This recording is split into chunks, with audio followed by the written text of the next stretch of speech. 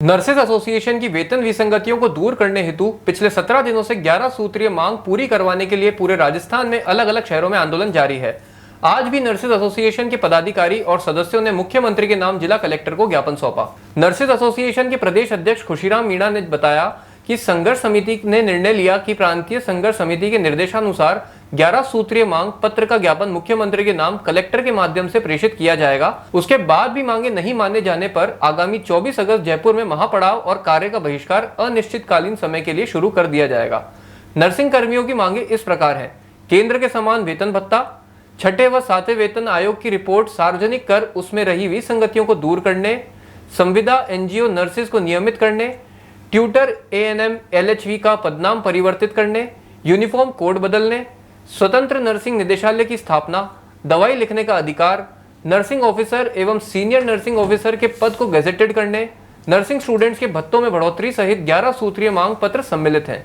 RS hospital the name of trust doctor Jaiprakash Kewalani के सानिध्य में सुपर स्पेशलिटी चिकित्सा सुविधाएं, ऑर्थोपेडिक सर्जरी, न्यूरो एवं spine, urology, general surgery, asthma, दमा, श्वास, टीबी, नाक कान गला और साथ ही मुख्यमंत्री स्वास्थ्य बीमा योजना के अंतर्गत निःशुल्क इलाज हेतु अनुबंधित हॉस्पिटल, 24 घंटे आपातकालीन सेवाएं, digital x ray, pathology lab, pharmacy.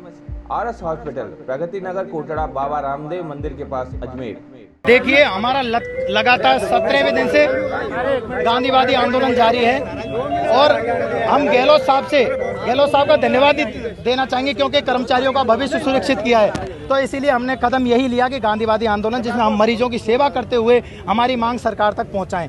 हमारी छोटी छोटी मांगे हैं, हमारी वो मांगे हैं जो गहलोत साहब ने वादा किया हुआ है। जैसे ठेका प्रथा बंद कराने के लिए गहलोत साहब की बजट घोषणा थी, सीएचए की सेवा बहाली के लिए गहलोत साहब की बजट घोषणा के अकॉर्डिंग हम वो चीज़ मांग रहे हैं जो गहलोत साहब ने हमारे वादा कर रखा है और गहलोत साहब ने एक बजट में सबके सामने घोषणा की थी, वो हमारी मांगे हैं। केंद्र के समान हमारा वेतनमान, देखो एक संविधान, एक नियम, एक कानून, एक योग्यता, पदनाम एक, उसके बाद में वेतन विसंगति इतनी है कि 20,000 उदयपुर एम्स नर्सिंग ऑफिसर जो हैं उनसे 20,000 वेतन हमें कम मिलता है, तो वो विसंगति दूर की जाए। बहुत लंबे समय से चल रही हैं। हमारा अलग से नर्सिंग निदेशालय, क्योंकि चिकित्सकों द्वारा हमारा द्वेषतापूर्वक शोषण किया जाता है, जिसका हम लगातार विरोध करते आए हैं। पिछले 50 सालों से हमारे जो भी पूर्वज रहे हैं नर्सिंग यूनियन में, उन्होंने विरोध किया है क्योंकि चिकित्सक एक मोनोपोली करते हैं संस्था पर। हम चाहते हैं चिकित्सकों से पृथक करके हमारा नर्सिंग निदेशालय स्थापित किया जाए।